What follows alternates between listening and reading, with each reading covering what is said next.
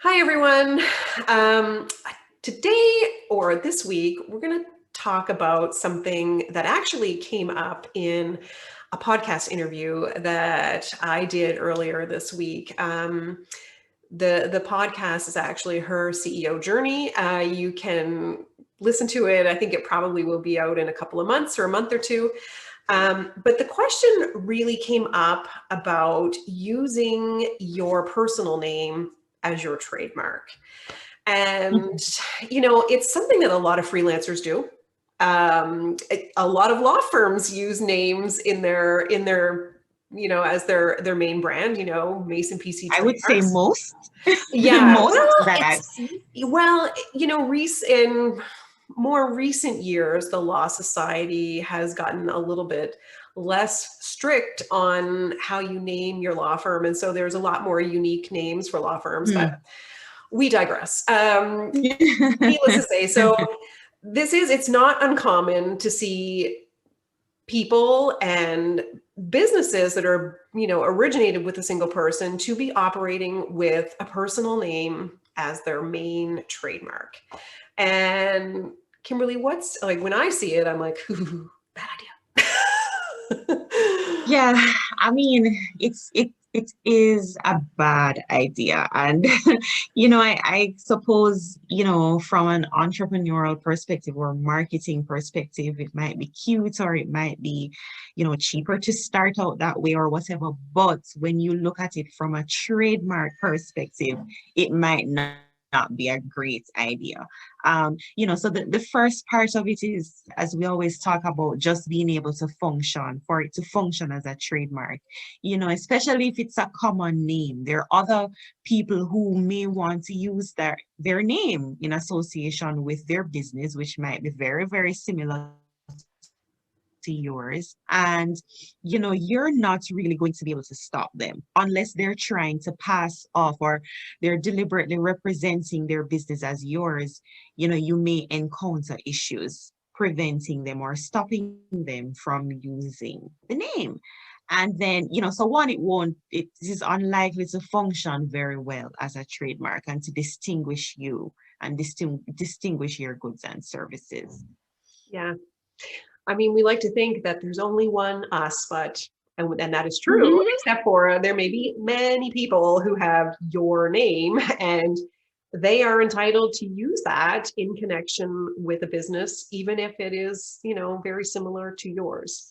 And so, yeah, the trademarks office here in Canada and many other countries do not like to give you a trademark registration for a name, whether it's just a surname, so your last name, or whether it's a full name. And there is an ability to register a name as a trademark, but it requires a lot of evidence of acquired distinctiveness. So basically, you need to show the trademarks office that it's no longer just a name, it's actually a brand. And this really, requires a level of celebrity in order, and not just every celebrity, like, if you're Instagram famous, that's probably not enough.